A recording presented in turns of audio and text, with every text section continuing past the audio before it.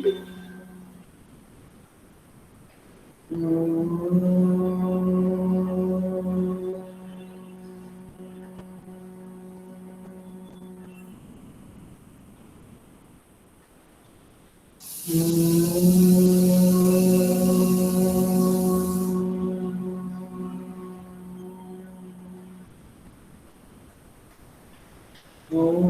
सहना भवतु सहनौ भुनक्तु सह वीर्यं करवावहै तेजस्विनावधीतमस्तु मा विद्विषावहै। ॐ शान्ति शान्ति शान्ति। समस्त जन कल्याणे निरतं करुणाय नमामि चिन्मयं देवं सद्गुरुं ब्रह्म विद्वरम्।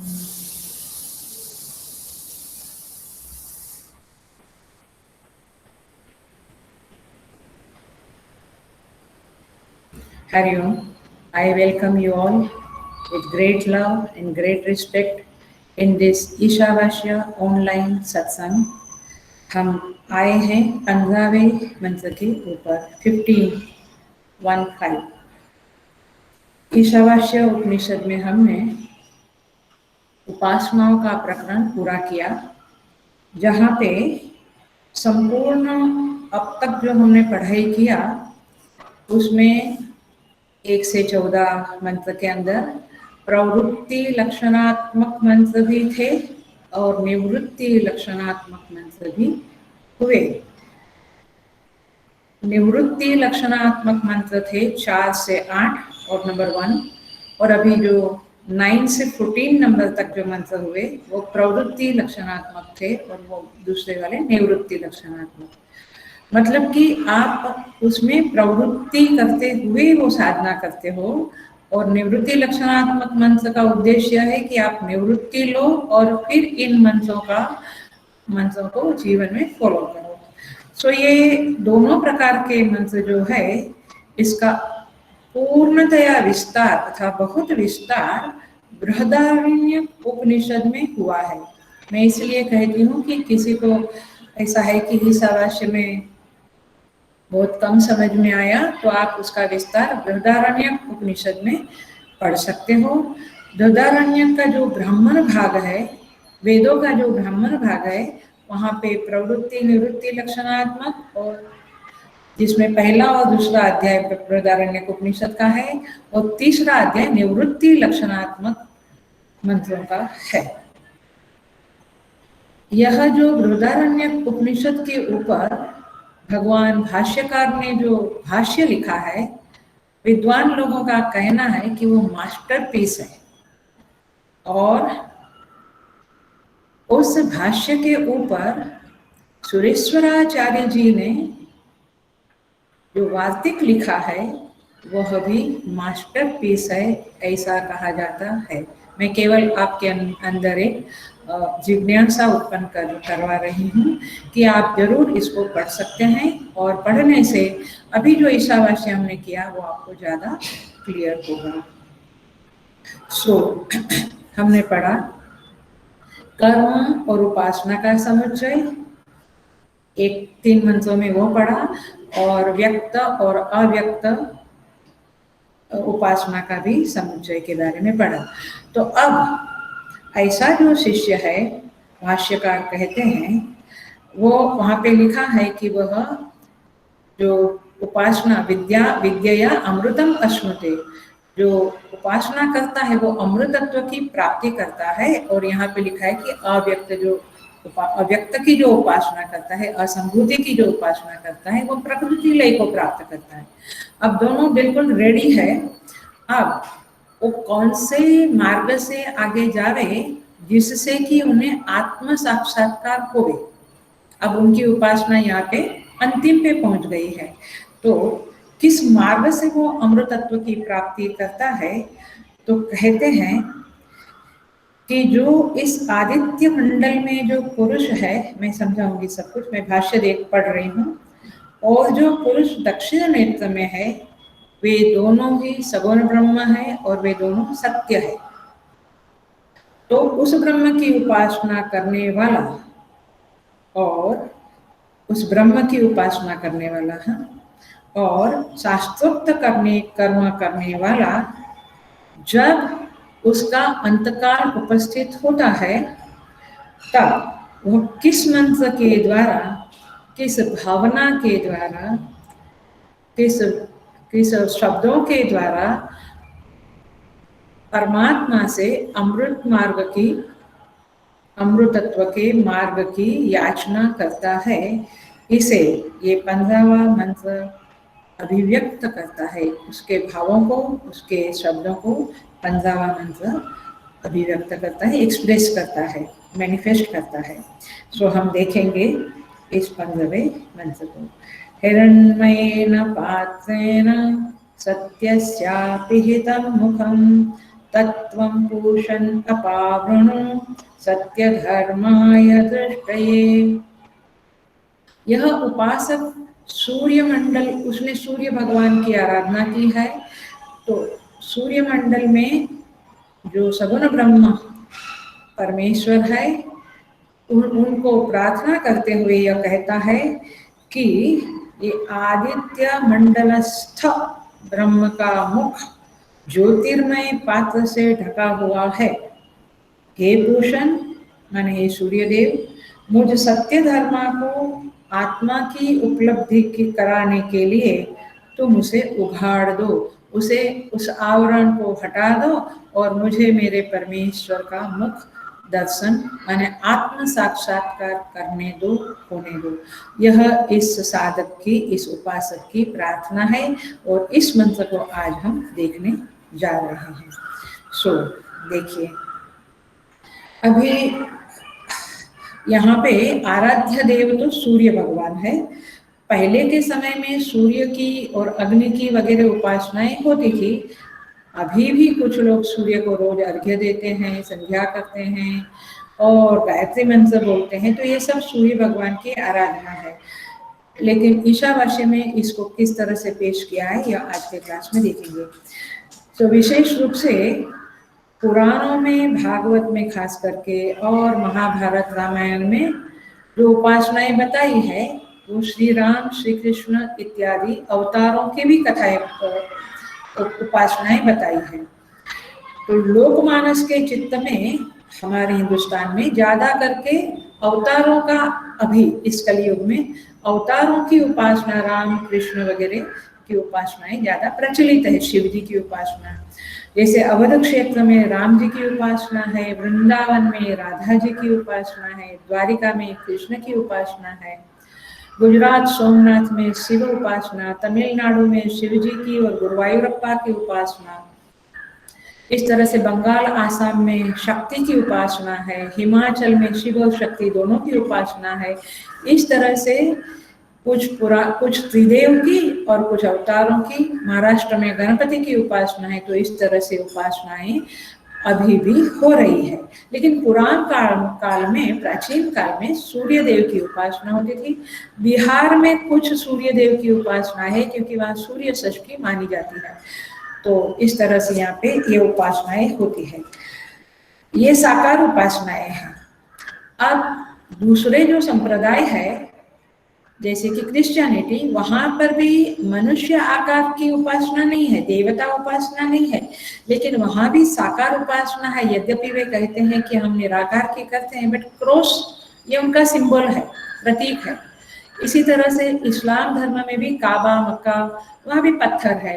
तो कहना यह है कि सभी जगह पे साकार की उपासनाएं विद्यमान है और इस उपासनाओं का मुख्य जो है वह है प्रतीक, आलंबन। बिना आलंबन के सगुण उपासना नहीं होती है। इसीलिए और लगभग लोग आलंबन लेकर ही सगुण उपासना करते हैं। आलंबन माने एक मूर्ति, एक सिंबल, एक प्रतीक। शिवलिंग है, शालिग्राम है, ऐसे शालिग्राम में विष्णु की भावना, शिवलिंग में शिव जी की भावना। ऐसे मूर्ति कुछ तो आकार वाला कुछ होता है, प्रतीक होता है। जैसे देश का प्रतीक है तिरंगा झंडा, तो एक वस्त्र है, उसमें 2-3 कलर है, लेकिन उसको सभी लोग देश की देश का सिंबल माने राष्ट्रभक्ति का राष्ट्र चिन्ह मानते हैं, राष्ट्रभक्ति का सिंबल मानते हैं, तो उसको नमन करते हैं। वैसे मूर्ति पूजा का और उपासना का रहस्य है। तो इस तरह से या माने उपासना का सिंपल डेफिनेशन समझ लो, सामान्य वस्तुनि उत्कृष्ट भावना इति उपासना। इसे बोलो, सामान्य वस्तुनि उत्कृष्ट भावना इति उपासना। एक पत्थर है, एक वस्त्र है, एक कोई चीज है, उसको आप परमात्मा मानो। सुपारी में गणेश जी देखते हैं, तो तात्पर्य ये है कि इस तरह से उपासना आलंबन के बिना नहीं होती है, आलंबन चाहिए ही चाहिए। तो यहाँ पर इस मंत्र में सूर्य भगवान का आलंबन लिया गया है, ये कहने के लिए ये भूमिका बनाई मैंने।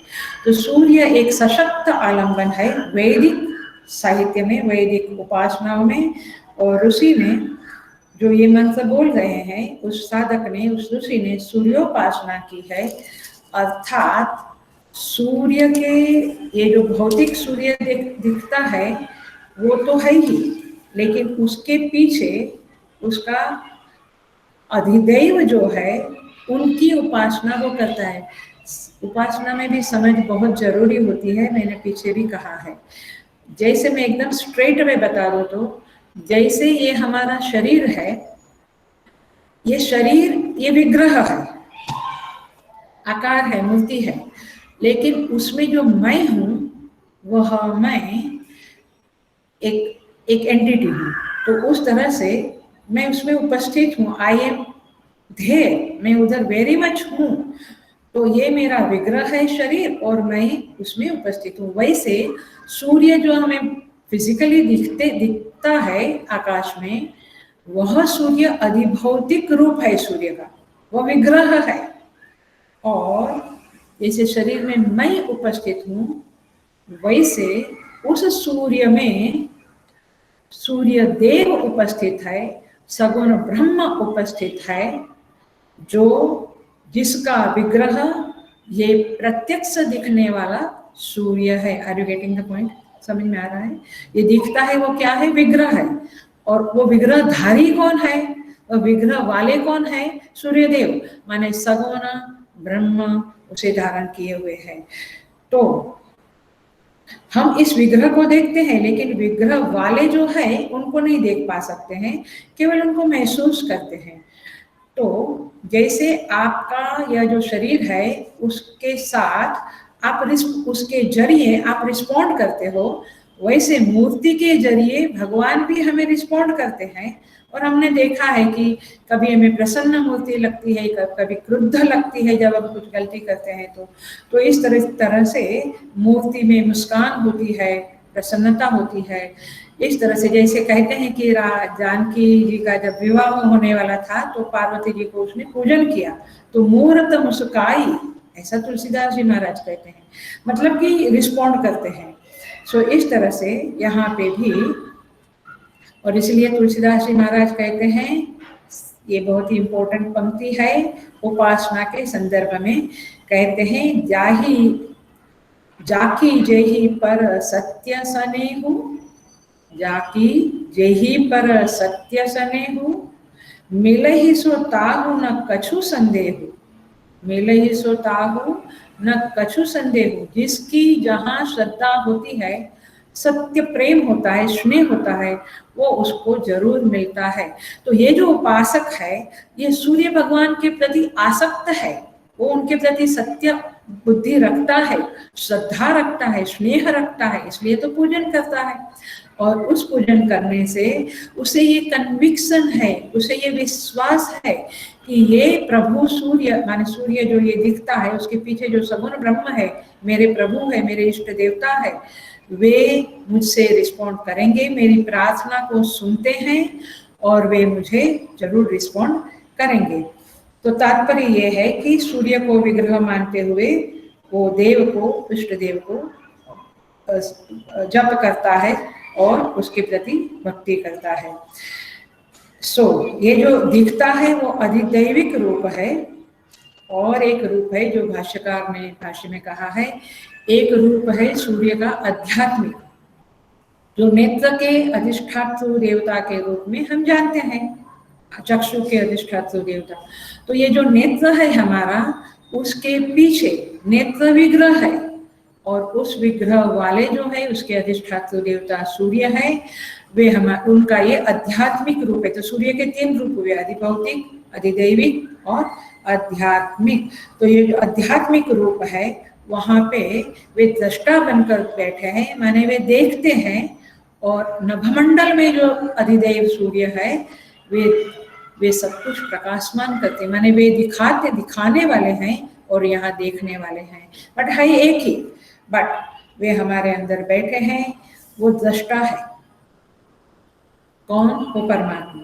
तो उस परमात्मा से भी साधक प्रार्थना करता है, जो अंदर आध्यात्मिक रूप लेकर बैठा है, और बाहर भी प्रार्थना करता है। आपको जो सुटेबल है वो चित्त में रखो, लेकिन रखो, केवल भौतिक को नहीं रखना है। माने हम मूर्ति को देखते हुए, गणपति की मूर्ति को देखते हुए श्री गणेश जी को याद करते हैं, वैसे ही भौतिक सूर्य को देखते हुए इधर आप आध्यात्मिक सूर्य देव को, माने आध्यात्मिक दृष्टा बन के जो बैठे हैं उनको याद करो, या नवमंडल में उनके पीछे जो अधिदेव है उनको याद करो।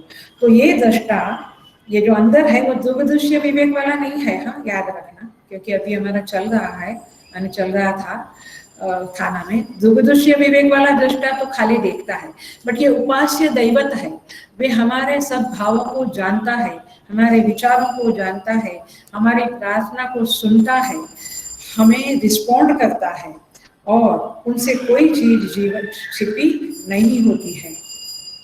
ऐसी समझ के साथ, हेलो बी अटेंटिव, ऐसी समझ के साथ जो उस देवता का अथवा सगुण ब्रह्म का उपासना करता है, वह इस मंत्र का अधिकारी है। इस मान्यता में कि वो प्रभु मुझे सतत देख रहा है, अखंड देख रहा है, वो मुझे रिस्पॉन्ड कर सकता है, करता है, वे प्रार्थना सुनते हैं, और उनमें प्रार्थना का प्रतिदान देने की, प्रार्थना का फल देने की सामर्थ्य है, ऐसा कन्विक्शन वाला जो साधक है, उसके मुख से यह प्रार्थना हो रही है। Be very clear. तो इस तरह से जो ऐसा उपासक है वो प्रभु को अंतरंग करता है, दृष्टा बनाता है, और स्वयं को दृश्य कोटि में रखता है। वेदांत वाला साधक स्वयं को ही दृष्टा मानता है। थोड़ा उपासना और वेदांत का फर्क के ऊपर प्रकाश डाल रही हूँ, पकड़ लेना। उपासक क्या है? अपने को दृश्य मानता है, और वो प्रभु को दृष्टा मानता है कि मेरा प्रभु मुझे, जो मैं दृश्य रूप में हूँ, उसे देख रहा है। तो इस तरह से ये पूरा ये जो सिद्धांत है उपासना का, उसका निचोड़ मैंने अभी आपको बता दिया, और वही निचोड़ इस 15वें मंत्र में आता है, जहाँ पे साधक प्रार्थना करता है। इसीलिए यहाँ पे देखना, मैं जो वाक्य बोलती हूँ वो आपको समझना पड़ेगा, ऐसे ही नहीं होगा। मतलब इस मंत्र में स्वयं से स्वयं की प्राप्ति का द्वार की याचना हो रही है। स्वयं से स्वयं की प्राप्ति का मार्ग की याचना साधक उपासक इस मंत्र में करता है। आपको पता चलता है वो जब वो ईशावास्यम इदगम सर्वम था, वो दृष्टि अभी तक उसको मिली नहीं है, तो उपासना की उसने, अब वो बिल्कुल नजदीक है, बिल्कुल क्लोज है, इसलिए वो प्रार्थना करता है, अब मुझे आपका साक्षात्कार कराइए, और ये जो सूर्य का आवरण है, ये जो बाहर दिखने वाला आवरण है, उसको हटा दीजिए, क्योंकि मैं सत्य धर्मा हूँ।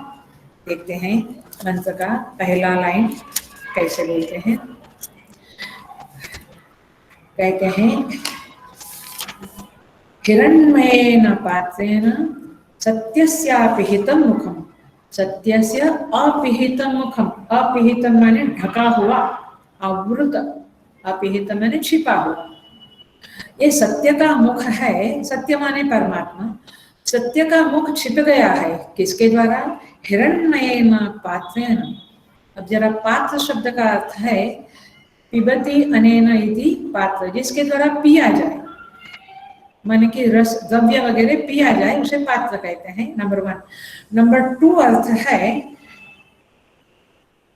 पात्र का रक्षण करना, माने जो कुछ हम उसके अंदर रखते हैं पात्र के अंदर, वह पात्र उसका रक्षण करता है, अर्थात उसको छिपा देता है, लोगों को दिखता नहीं है कि ये इसमें बर्तन में या पात्र में क्या है। तो पात्र शब्द मुख्यत्वे यहाँ पे ढक्कन के अर्थ में, आवरण के अर्थ में यूज किया है। तो सत्यस्य अपिहितम मुखम, सत्य का मुख छिप गया है, किसके द्वारा? हिरण्मयेन पात्रेण। अब ये पात्र तो है जिसमें छिपा दिया, पात्र माने अधिभौतिक, ये जो अधिभौतिक सूर्य है उसके पीछे जो अधिदेव है उसकी याचना करते हैं। तो कहते हैं कि हिरण्मय न पात्र न, हिरण्मय माने सुवर्ण, तो सुवर्ण के पात्र से सत्य का मुख छिप गया है। तो सुवर्ण कैसा होता है? देखो, चांदी, तांबा, पित्तल, लोहा, स्टील, ये सब कुछ धीरे धीरे रस्टिंग होता है, काट लगता है, उसको बोलते हैं, तो रस्ट होता है। लेकिन सुवर्ण को कभी रस्ट नहीं होता है। आप पकड़ के रखना इस बातों को, मैं जरा आगे इसका अर्थ खोलने वाली हूँ। तो इस तरह से, और सुवर्ण को अग्नि में डालने से भी उसका नाश नहीं होता है। तो चड़काट वाला है, एकदम चमकीला पदार्थ है, तेजस्वी है, वेरी मच शाइनिंग, ब्राइट है। तो ऐसा यह जो है वो हिरण्मय पात्र है और उससे सत्य का मुख छिप गया है। अब ये पात्र जो है वह क्या है? हिरण्मय पात्र क्या है? तो आचार्यों ने, मैं उसका आनंदगिरी डिटेल में नहीं जाती हूँ, भाष्य में भी नहीं जाती हूँ, लेकिन यहाँ पे वो जो पात्र है वह है अहंकार। पात्र क्या है? अहंकार। तो इस अहंकार से यह परमात्मा छिप गया है। वैसे देखा जाए तो बाहर जो सूर्य दिखता है उसको आगे कहेंगे कि हे सूर्यदेव, आपके रश्मि को समेट लो, आवृत करो, ताकि मैं मेरे प्रभु का दर्शन कर सकूं। तो बाहर वो है और अंदर अहंकार है जो परमात्मा को, अंतर्यामी को छिपा देता है। आई थिंक ये वाक्य थोड़ा सा आप सोचेंगे तो बहुत इजी लगेगा। अभी इजी लग रहा है? यस और नो? अभी इजी लग रहा है, क्योंकि अहंकार जो है हमारा, अहंकार माने क्या एग्जैक्टली? अहंकार माने मैं यह देह हूं। आप पहले इतना छोटा सा समझो, मतलब कि अपने में अल्पता का अनुभव को ही अहंकार कहते हैं। अपने में अल्पता का अनुभव को ही अहंकार कहते हैं।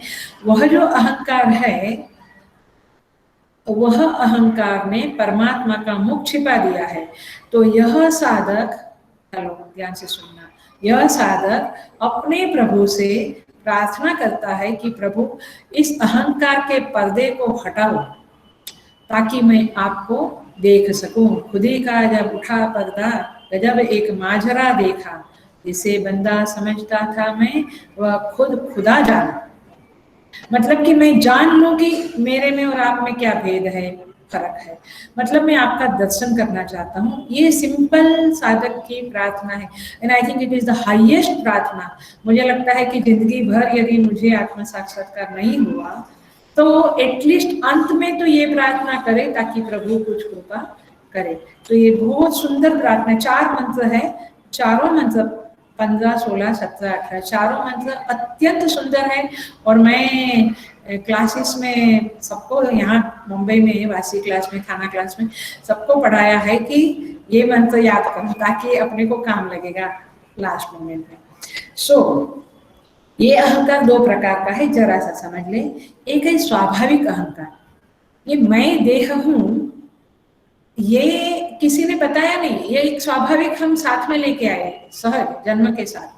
लेकिन मैं श्रीमंत हूँ, मैं काला हूँ, मैं गोरा हूँ, मैं बुद्धिमान, मैं मूर्ख, मैं बम्बई वासी, मैं अहमदाबाद वासी, जो कुछ भी है, ये सारा अहंकार कैसा है? अध्यासित अथवा अध्यारोपित अहंकार है। एकदम अटेंशन देना। हम जो साधना कर रहे हैं जीवन में, जनरल में बोलती हूँ, वह साधना उस अध्यारोपित अहंकार को डाइल्यूट करने के लिए अथवा नष्ट करने के लिए साधना है। ये बहुत ही महत्व का पॉइंट है, आप इसको बिल्कुल ध्यान से समझ लेना। तो हमारी साधना ये अध्यारोपित, माने वैराग्य करते हैं, राग द्वेष नहीं होना चाहिए, सारी जितनी साधनाएं, दान धर्म वगैरह, इस अध्यारोपित अहंकार को डाइल्यूट करने के लिए अथवा क्षय करने के लिए करते हैं। लेकिन वो जो स्वाभाविक अहंकार है कि मैं देह हूँ, मतलब कि मैं ब्रह्म नहीं हूँ, सच्चिदानंद ब्रह्म जो शास्त्र पुकार के कहते हैं, गुरुजन कहते हैं, वह हमारे अंदर नहीं आता है, क्योंकि हमारी ये दृढ़ भावना है कि मैं तो अल्प हूँ, माने मैं ये देह हूँ। तो इस देह की जो स्वाभाविक अहंकार है, मैं देह हूँ वाला, वो दूर नहीं हुआ साधक का, इसलिए उसको एक गम है, एक कष्ट है, एक ग्लानि है अंदर, एक दुख है। इसलिए वो अंत समय में कहता है कि प्रभु इस स्वाभाविक अहंकार का पर्दा आप हटा दो। अध्यारोपित के लिए तो मैंने काफी साधना की है, मैं एकदम एज पे नजदीक आ गया हूँ, लेकिन आप इस अहंकार को मिटाओ। और ये अहंकार जो है वो हम जानते हैं कि मिथ्या है, शास्त्र कहता है ये मिथ्या है। ये कैसा मिथ्या है? ये जैसे, अब देखना, ये बहुत ही प्यारा श्लोक है, मुझे ये श्लोक बहुत पसंद है। यहाँ पे ये जो अहंकार है, ये इसने अंतर्यामी परमात्मा को ढक दिया है। जैसे सर्प ने रज्जु को ढक दिया, पकड़ा आपने, वेदांत के साधक पकड़ लेंगे। जैसे रज्जु ने असरकारक तरह से एकदम इफेक्टिवली रज्जु को ढक दिया, और मुझे क्या लगता है यहाँ सर्प है, वैसे इस अहंकार ने आत्मा को ढक दिया है। ये ईगो की वजह से ये आत्मदेव हमें प्रकट नहीं हो रहे हैं, पकड़ में आ रहे हैं। वास्तव में सर्प है क्या? नहीं है, रज्जु ही है, बट मुझे क्या लगता है सर्प है। इसीलिए पहला मंत्र बोलता है ईशावास्यमिदं सर्वम, जगत है ही नहीं, ईश्वर ही है, ऐसा समझ के साधना करो। जब तक हमें रज्जु का दर्शन नहीं होगा तब तक सर्प जिंदा रहेगा। वैसे जब तक आत्म दर्शन नहीं होगा, प्रभु का दर्शन नहीं होगा, तब तक ये अहंकार जिंदा रहेगा। यद्यपि वो सर्प में सत्ता स्फूर्ति कौन प्रदान किया है? रज्जु ने। वैसे अहंकार भी आत्मा का ही सत्ता स्फूर्ति पाकर, क्या बोलते हैं, गठिया बना है, जबरदस्त बन गया है, लेकिन इस अहंकार ने आत्मा को ढक दिया है। इसीलिए यहाँ पे कहते हैं कि हे प्रभु, इस अहंकार को आप हटाओ, अहंकार के आवरण को, ढक्कन को, पात्र को हटा दो और मुझे आपका दर्शन होने दो। मैं आपके दर्शन का अभिलाषी हूँ और प्यासा हूँ। ये एक तरह से प्रार्थना हुई। इसी का मैं दूसरा एक एस्पेक्ट, पहलू बता रही हूँ। जैसे अंदर अहंकार ने आत्मा को, आत्मदेव को ढक दिया है, मेरे प्रभु को ढक दिया है, जिसकी मैं रोज आराधना करता हूँ, वैसे ये समष्टि जगत को का जो समष्टि जगत जिसका विग्रह है, उस प्रभु को, उस परमात्मा को माया ने ढक दिया है। माने इस माया ने क्या किया है? ब्रह्म को, ईश्वर को ढक दिया है। इसलिए इस मंत्र में यह भी संकेत है, रंका है कि हे प्रभु, ये जगत के प्रति भी मेरी ईशावास्य दृष्टि बन जाए, क्योंकि जिस माया ने प्रभु को ढका है, वो माया का भी अस्तित्व प्रभु के कारण है, लेकिन उसने ऐसा ढक दिया है कि जगत सच्चिदानंद परब्रह्म परमेश्वर का रूप होते हुए भी मुझे केवल नानाकार दिखता है। अनंत अनंत नाम और रूप, विभिन्न भिन्न नाम और रूप दिखते हैं। तो इसलिए साधक प्रार्थना करता है कि प्रभु, ये जो वास्तव में सच्चित आनंद है, जो मुझे जगत में दिखता है, मुझे जगत में लगता है कि सब कुछ स्थिर है, स्टेडी है, आनंद, ज्ञान है, आनंद है, बट ये है किसका? परमात्मा का। तो प्रभु, मेरे ये माया का आवरण बाहर से हटा दो और मेरे अंदर से अहंकार का आवरण हटा दो, माने दूर करो। क्योंकि क्या कहते हैं, हिरण्मयेन पात्रेण सत्यस्य अपिहितं मुखम, ये आपका मुख जो है ना, ये माया ने बाहर और अहंकार ने मेरे अंदर छिपा दिया है। आप इसको हटाओ और मुझे दर्शन दो, ऐसा साधक भगवान को प्रार्थना करता है। तात्पर्य यह है कि यहाँ पे इस तरह से अज्ञान को हटाने का, अज्ञान के आवरण को, अज्ञान का ही बेटा अहंकार है तो उसको हटाने को कहा है। जैसे अज्ञान, वेरी फेमस अज्ञान है कि त्वम दशमो असि, वो 10 साधकों के शिष्यों की कथा बहुत फेमस है। बाहर निकले गुरुकुल के बाहर, नदी के सामने किनारे उनको जाना था, तैर कर सब लोग उस पार गए और एक शिष्य ने गिनना शुरू किया कि हम सब लोग तैर कर आ गए कि कोई डूब गए। तो गिनना शुरू किया तो 9, 1 2 3 4 5 6 7 8 9, स्वयं को नहीं गिना। तो ये क्या है? अज्ञान है। फिर किसी संत ने आकर कहा कि तुम 10वां हो, त्वम दशमो असि। तो इस तरह से ये अहंकार, ये अज्ञान जो है वह हमारे अंदर परमात्मा को ढकता है, और कोई गुरु संत के आशीर्वाद से, उनके उपदेश से हमें पता चलता है कि मैं 10वां हूँ, अर्थात कि वह अज्ञान हमारा हट जाता है। वास्तव में यह जो सूर्य है, देखिए सूर्य का एग्जाम्पल देके ये अज्ञान अहंकार की बात समझा रही हूँ मैं। वास्तव में जो सूर्य है उसमें से ही बादल उत्पन्न होता है, जल का भाप बनाकर सूर्य के ताप से, लेकिन वो उसको ढकता है ऐसा मूढ़ व्यक्ति को लगता है। लेकिन वास्तव में वो बादल किसको ढकता है? मेरी आंख को ढकता है, मेरे चक्षु को ढकता है, ताकि मुझे सूर्य भगवान दिखते नहीं है। क्योंकि बादल सूर्य को कभी ढक नहीं सकता है, सूर्य कितना बड़ा, बादल कितना छोटा, ढक नहीं सकता है, लेकिन मेरी आंख को ढकता है। बट मूढ़ लोगों को कैसा लगता है कि बादल ने सूर्य ढक दिया। इसको बहुत अच्छी तरह से कहा गया है, गणच्छनम दृष्टि गणच्छनम अर्क यथा निष्प्रभम मन्यते चाति मूढ़ः तथा बद्धवत भाति मूढ़ दृष्टि स नित्य उपलब्धि स्वरूपो हम आत्मा। माने मैं उपलब्धि स्वरूप आत्मा हूँ, लेकिन ये मूढ़ बुद्धि ने, ये अहंकार ने मेरी दृष्टि को, मेरी बुद्धि को ढक दिया है। प्रभु आप इस आवरण को हटाओ, अज्ञान के, अहंकार के आवरण को हटाओ और मुझे आपके दर्शन दो, ताकि मैं आप में समा जाऊं। ये साधक की प्रार्थना का ये मंत्र है। आगे देखते हैं, आगे कहता है साधक, यहाँ पे जो सत्यस्यापिहितं मुखम का है ना, सत्य का मुख अपिहित हुआ है, ढक गया है, तो सत्य माने परमात्मा, आप इसको पक्का कर लेना। और हिरण्मय पात्र माने अहंकार, ये जरा पक्का कर लेना, नहीं तो लिख लेना कहीं तो, ताकि आपको क्लियर रहे।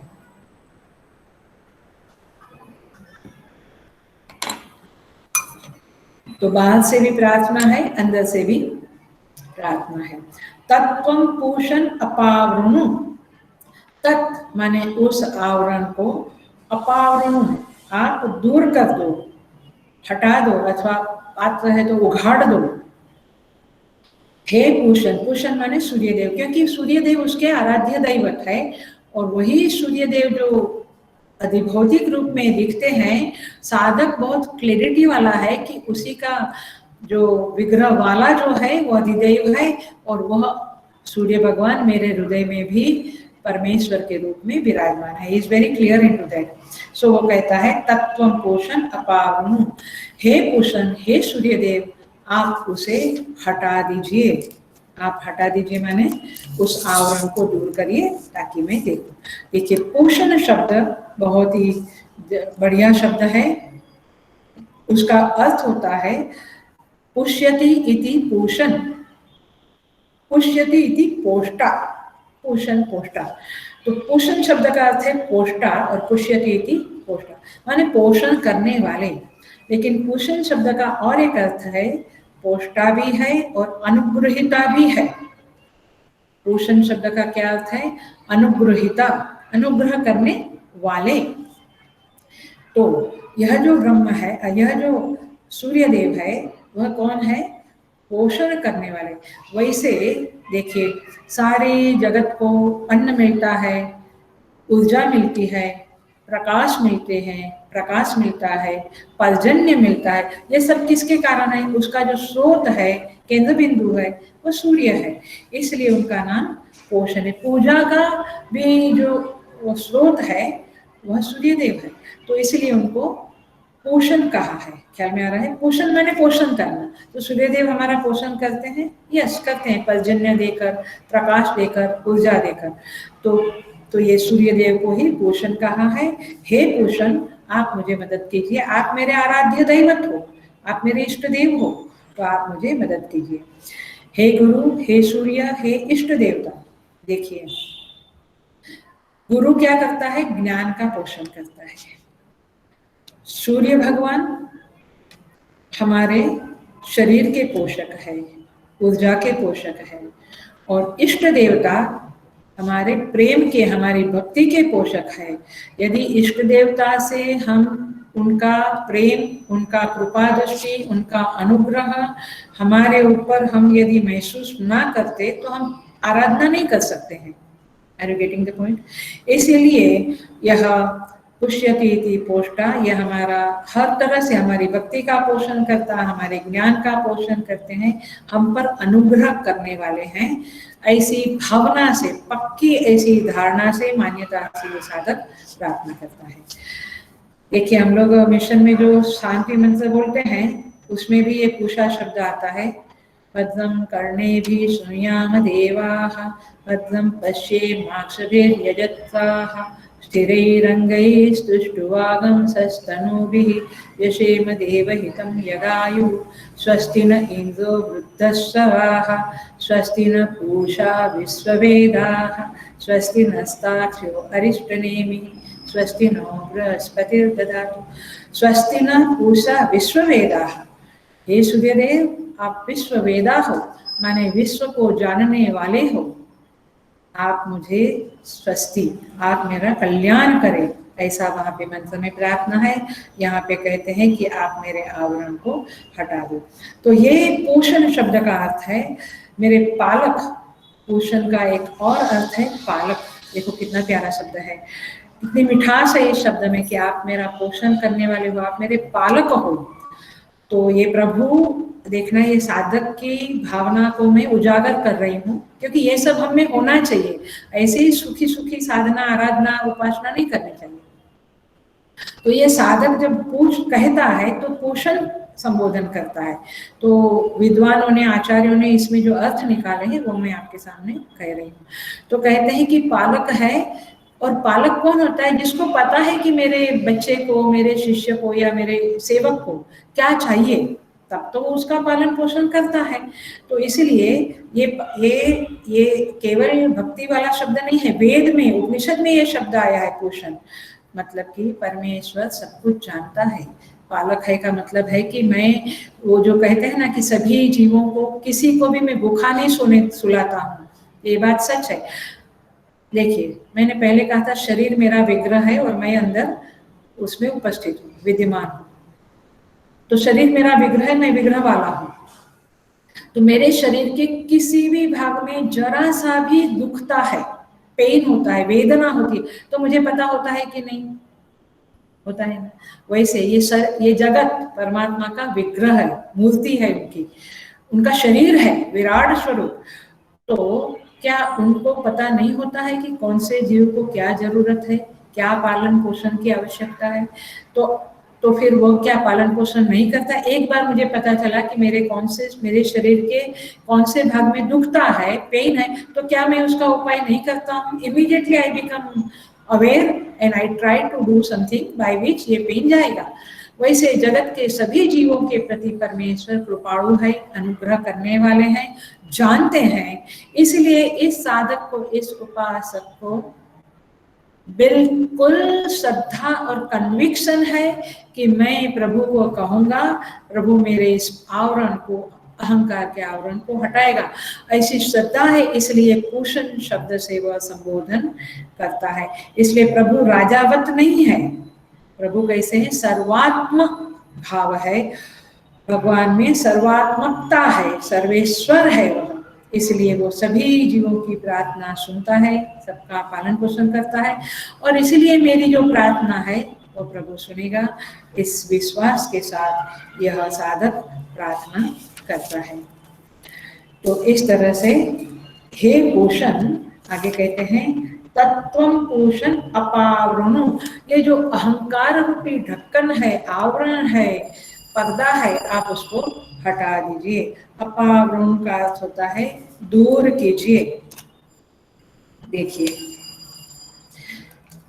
एक सिद्धांत बता रही हूं, जहां पे कहते हैं अपावरण का अर्थ होता है खोल दीजिए, ढक्कन को खोल दीजिए।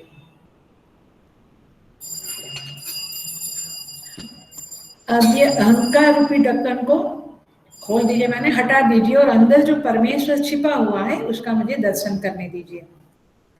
तो इसके बारे में एक बात समझ लीजिए, किसी की बहुत महिमा होती है ना, तो उससे हमारी दूरी हो जाती है, लेकिन वह महिमावान अपनी महिमा को समेट ले, मैंने महिमा को थोड़ा सा दूर करके आत्मीय भाव को हमारे साथ रखे, यदि आत्मीयता होवे, उनका हमारे प्रति स्नेह हो जावे, तो फिर क्या होता है, फिर हमारी उनके साथ दोस्ती होती है, रिलेशनशिप होती है ना। लेकिन वो महिमा अपनी रखेगा और आत्मीयता नहीं होगी तो उसके साथ संबंध नहीं हो सकता है। तो आदर बुद्धि हमारी होती है, महिमा बुद्धि होती है, लेकिन उसके साथ आत्मीयता नहीं होगी तो हम उससे कुछ मांग नहीं सकते हैं। रिलेशनशिप माने लेन देन, हम उनसे कुछ मदद करें, वो हमको करें। तो ये सोपाधिक ब्रह्म जो है वो महिमावान है, अपार महिमा है उनकी, लेकिन एट द सेम टाइम उसके साथ हम आत्मीय भाव भी बना सकते हैं। और इस आत्मभाव के कारण ये साधक उस महिमावान को कहता है कि आपकी महिमा को हटा दो, ये आपकी सूर्य का जो दिखता है वो आपकी महिमा है, आप उसको हटा दो। ये अहंकार भी उसकी महिमा है, नेगेटिव पॉजिटिव जो भी, आप अपने आवरण माने महिमा, जो विभूति योग में बताया है, ये मैं हूँ, पहाड़ वनस्पति सब कुछ, कहते हैं कि आप मेरी दृष्टि से इन सबको हटा दो, माने मेरे चित्त में ये जो महिमा वाला सब कुछ बैठा है उसको हटा दो, और आप आत्मीयता से मैं जो आपको कहता हूँ, आप मुझे दर्शन दो, आप मुझे प्राप्त हो जाओ, उपलब्ध हो जाओ। देखिए यशोदा मैया यदि भगवान कृष्ण से के प्रति महिमा तो पता था, उसको समझ रही थी, वो आदर बुद्धि थी, लेकिन आत्मीयता, मधुर भाव, स्नेह नहीं होता तो वो कभी श्री कृष्ण के प्रति वात्सल्य नहीं कर सकती थी। तो इसीलिए यह जो अपनापन है वो जरूरी है साधक में, उपासना में आत्मीयता परमात्मा के साथ बहुत जरूरी है। आप अपनी साधना में, उपासना में ऑब्जर्व करना कि आपको भगवान के प्रति, अपने प्रभु के प्रति कितना आत्मीय भाव है, कितना महिमा भाव है, दोनों होना चाहिए। दोनों होगा तो मांगने की आप हिम्मत कर सकेंगे और वो आपकी इच्छा पूरी करेगा। केवल महिमा भाव को कहते हैं कि पहाड़ों के जो चोटी होती है ना, शिखर होता है ना, उधर घास भी नहीं उगता है, वो केवल बर्फीला होता है। मतलब यह है कि केवल महिमा में कोई रहता है तो यू कैन नॉट डू आत्मीयता या स्नेह भाव विद दैट पर्सन, बट वह पर्सन अब क्योंकि तुम्हारे हाथ में नहीं है, तो वह पर्सन अपनी महिमा को थोड़ा साइड पे करके आपसे स्नेह करेगा, तब जाके बात बनती है। Are you getting the point? समझ में आ रहा है ना?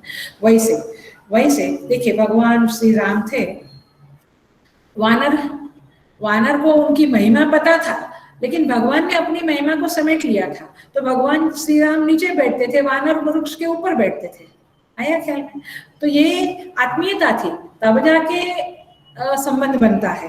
तो इस तरह से आपके इष्ट देव के साथ संबंध तब बनेगा जब आप उनकी महिमा को जानो, महिमा बुद्धि रखो, आदर बुद्धि रखो, बट आत्मीयता, स्नेह भाव, भक्ति, प्रेम भी रखो, तब जाके। कई लोग केवल महिमा का याद करते हैं, अनंत अविनाशी वगैरह, उससे कुछ ज्यादा होगा नहीं।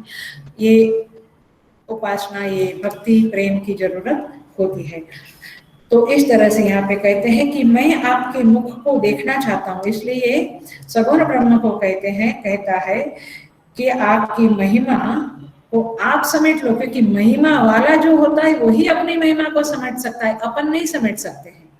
इसलिए प्रभु को यह प्रार्थना करता है कि आप अपनी महिमा को समेट लो और मुझे दर्शन दो। देखिए रामचरितमानस में कहते हैं, दोहा है, पुनि रघुबीर ही भगति पियारी, माया खलु नर्तकी बिचारी। भगति ही सानुकूल रघुराया, ताते तेहि डर पति अति माया। कहते हैं रघुवीर को भक्ति प्यारी है और माया नर्तकी है। माने राजा के बाजू में बैठने का हक तो महारानी का होता है, नर्तकी का हक तो नहीं होता है। तो ऐसे बट नर्तकी उनकी सभा की शोभा है, उनकी सभा की एक आभूषण है।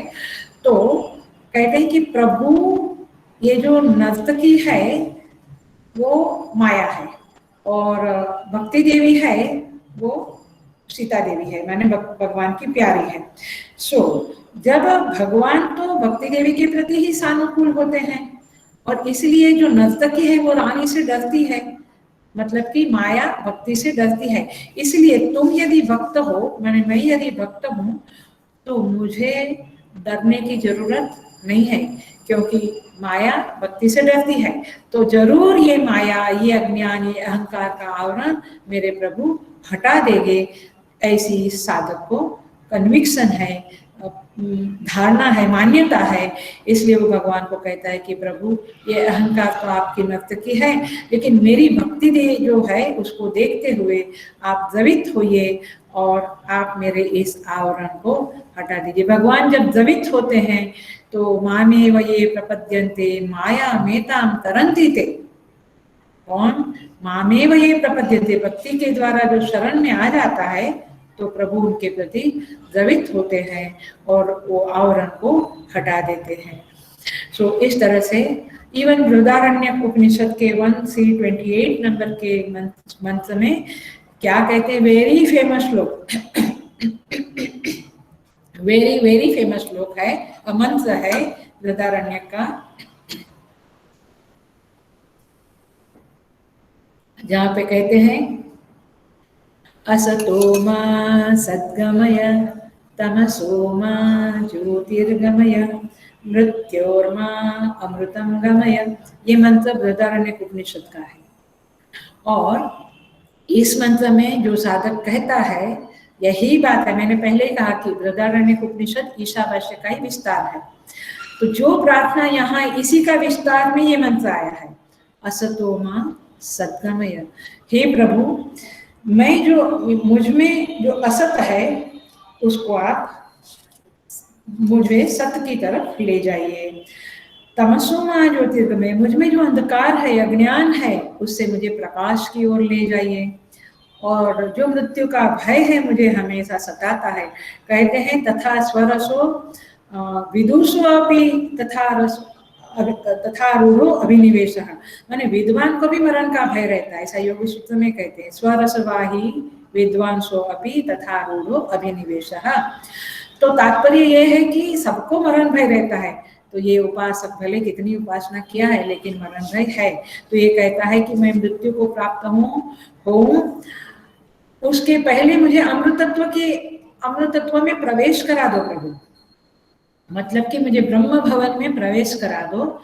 ये अब मैं मृत्यु के एकदम समीप आ गया हूँ, तो अब कोई चांस नहीं है कि मैं आगे उपासना कर पाऊंगा। तो आप कृपा करो, और कृपा की याचना के लिए यह मंत्र है। और कहता है मुझे ब्रह्म भवन में प्रवेश दे दो, और मैं ब्रह्म भवन में माने ब्रह्मलोक में प्रविष्ट हो जाऊंगा। तो फिर वहां पे प्रलय तक ब्रह्मा जी के साथ रहूंगा। फिर जब ब्रह्मा जी को ही आत्मज्ञान होगा, उसके साथ साथ ब्रह्मलोक निवासी जो है साधक उपासक सब लोग, उनको भी ब्रह्म ज्ञान होता है और मोक्ष की प्राप्ति होती है, ऐसा वेदों में उपनिषदों में बताया है। तो ये साधक को आशा है कि मुझे भी इस तरह से मोक्ष मिले, इसलिए भगवान को कहते हैं आपका दर्शन दो ताकि मैं आप में समा जाऊं और मैं ब्रह्म प्राप्ति कर पाऊं। लास्ट चौथा टुकड़ा है, चतुर्थ पाद है, सत्य धर्माय दृष्टये।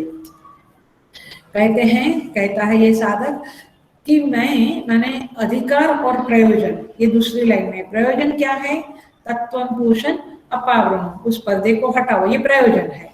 और अधिकार क्या है, अधिकारित्व क्या है, सत्य धर्म, मैं सत्य धर्मा हूँ, माने मैं सत्य रूपी वैल्यू का, धर्म का पालन करने वाला सत्य धर्मा हूँ। ऐसा करके दुष्टये माने ऐसे सत्य धर्मा को साक्षात्कार के लिए आप इस अब हिरण्मय न पात्रे न जो है उसको हटा दो, अपावरण उसको निकाल दो, ढक्कन को खोल दो, ऐसा ये साधक कहते हैं।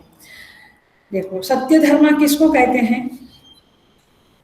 सत्य धर्म कहते हैं जिसने सत्य की प्राप्ति के लिए शास्त्रों के सभी धर्मों का ठीक ठीक पालन किया है। क्या कहते हैं? सत्य की प्राप्ति, सत्य माने परमात्मा, याद रखना। सत्य की सत्यम ज्ञानम अनंतम ब्रह्म यो वेद निहितम गुहायां परमे व्योमन सोष्णुते सर्वान् कामान् स विपश्चितेति।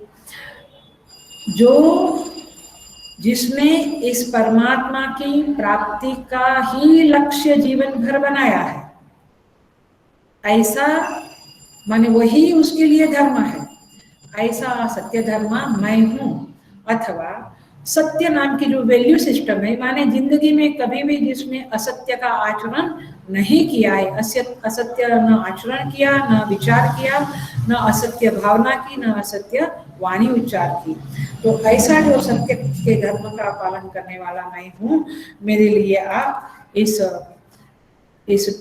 पर्दे को हटा दो, इस आवरण को हटा दो। मैं मार्ग याचना करता हूँ आपसे।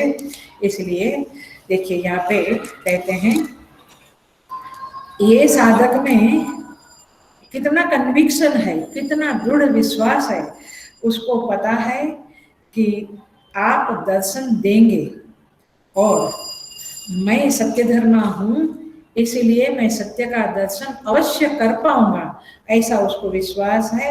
और उसको ये माने वह ये मानता है कि मैंने आपका ही वर्ण किया है, इसलिए आप मुझे जरूर दर्शन देंगे। नायम आत्मा प्रवचने न लभ्यः न मेधया न बहुना श्रुतेन यमे वै स वृणुते तेन लभ्यः तस्यै स आत्मा विवृणुते तनुं स्वाम। क्या कहते हैं कि ये आत्मा यमे वै स वृणुते तेन लभ्यः, जो व्यक्ति आत्मा का वर्णन करता है, इसी का नाम सत्य धर्म है। पकड़ में आया? क्योंकि उसने सत्य का वर्णन किया। वर्णन किया माने समझता है? वर्णन किया माने बहुत ही लौकिक तरह से समझाती हूँ। वर्ण का अर्थ होता है कि उसके लिए जो परमात्मा का मैंने वर्ण किया है, सिलेक्ट किया है, पसंद किया है, लक्ष्य बनाया है, उसके लिए बाकी के धर्मों को छोड़ देना, यानी बाकी चीजें कोई प्रायोरिटी में नहीं आएगी। मुझे लगता है हम लोगों का कैसा है, पहले लौकिक व्यवहार सब कुछ प्रायोरिटी में, परमात्मा एंड में। ऐसा नहीं, ऐसा नहीं। माने भगवान ही, प्रभु ही जिसके जीवन में प्रायोरिटी है, फर्स्ट प्रायोरिटी भी वो, सेकंड प्रायोरिटी भी वो, थर्ड प्रायोरिटी, माने वही वरण है।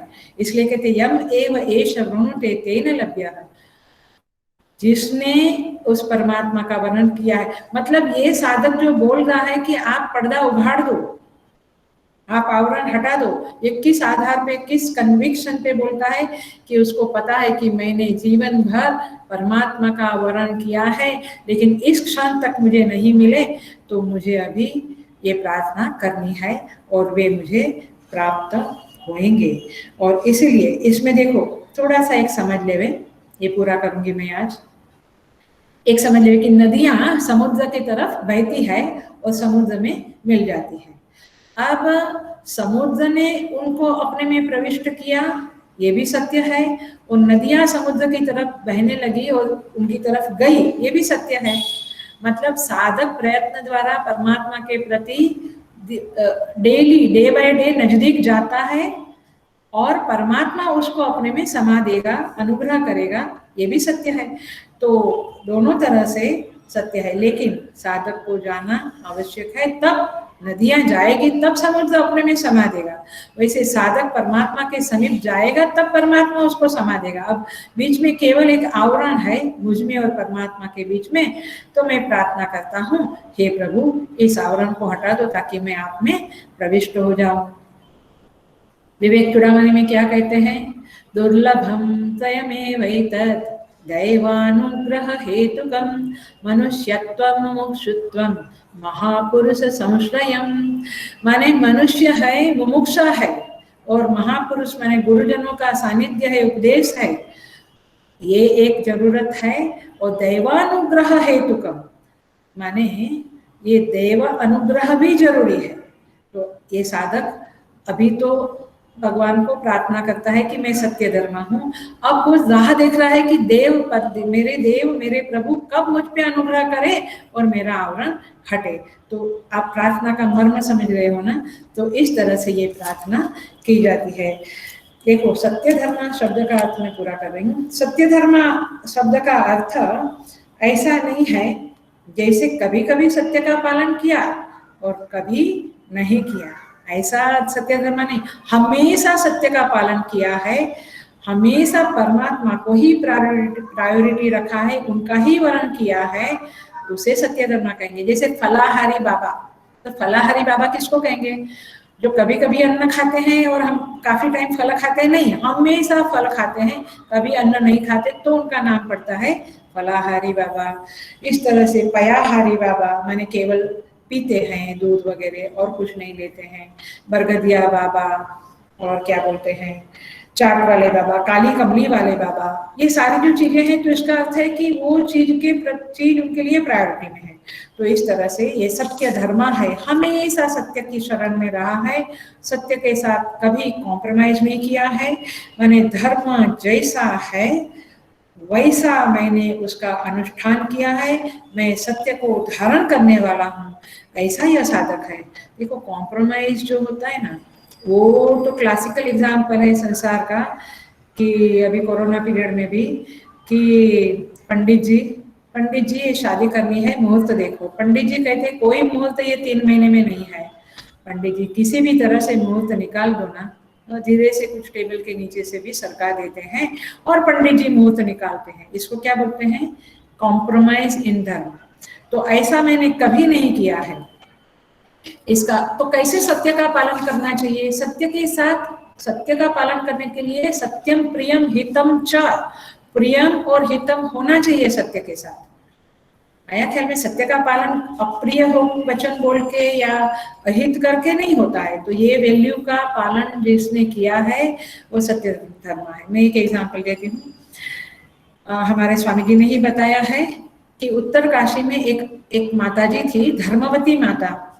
उनको मिलने के लिए गए थे साधक लोग हमारे मिशन के। तो देखो कैसे वो बोलती है। उसको पूछा जाता है कि माता जी आपका स्वास्थ्य कैसा है? अब झूठ भी नहीं बोलना है ना कि नहीं I am fine, I am all right. हम लोगों को तो देरी नहीं लगती है झूठ बोलने में देरी नहीं लगती है, कुछ भी बोल देते हैं। वी डोंट थिंक ऑफ सत्य। लेकिन देखो वो कैसे बोलती है। सत्य बोलने के लिए भी कुशलता चाहिए, विचार शक्ति चाहिए और दृढ़ता चाहिए कि मैं सत्य ही बोलूंगा, सत्य के अलावा कुछ नहीं बोलूंगा। तो वो कहती है जिसकी तुम पूछ रहे हो, मैंने तबीयत की, स्वास्थ्य मैंने तबीयत, जिसकी तुम पूछ रहे हो उसकी कभी ठीक नहीं होती, और मेरी यदि पूछ रहे हो तो मेरी कभी बिगड़ती नहीं है। मेरी यदि पूछ रहे हो तो मेरी कभी बिगड़ती नहीं, और जिसकी तुम पूछ रहे हो तबीयत के बारे में वो कभी ठीक नहीं रहती। कितना ब्यूटीफुली मर्यादा से जवाब दिया है। तो एक तो सत्य का आचरण करने वाला बहुत लिमिटेड शब्दों को यूज करता है, बहुत बकबक नहीं करता है, और जब बोलता है तो बड़ी मर्यादा से, गंभीरता से सत्य को धारण करके बोलता है। तो इस तरह से इस मंत्र में यह साधक सत्य धर्मा है, और वह कहता है कि हे प्रभु मुझे कितना कॉन्फिडेंस है इसको, कैसा अधिकारी है ये कहता है, और कितनी आत्मीयता है उसको प्रभु के साथ। ये कहता है प्रभु मुझे सत्य धर्मा के लिए, सत्य धर्मा मैं हूँ उसको साक्षात्कार के लिए, दर्शन के लिए आप इस अहंकार रूपी पर्दे को हटा दो, अपावरण। अथवा बाहर सूर्य देव को देखते हुए वो कहता है कि हे सूर्य भगवान, आपकी ये चलक, ये किरण जो है तेजस्वी किरणें है, उसको समेट लो, और मेरे जो इष्ट देव है, जिन्होंने आपका विग्रह धारण किया है, उस इष्ट देव को मुझे दर्शन करने 2। अगले मंत्र में भी इसी तरह से आने वाला है, शब्द पोषण एक से वगैरह वगैरह मंत्र आएगा। तो इसी तरह का भाव उस मंत्र में भी है और इस तरह से यह मंत्र पूरा होता है। यहाँ पे हम प्रार्थना करें कि प्रभु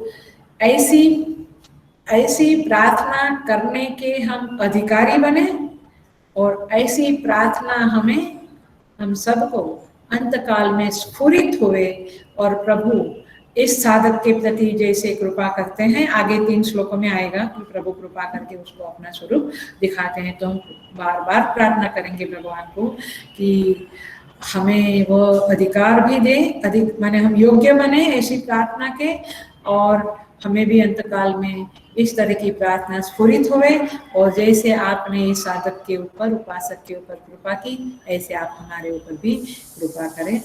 इस तरह से कहते हुए भगवान से पूज्य से प्रार्थना करते हुए हम इस मंत्र को और प्रवचन को यहाँ विराम देते हैं।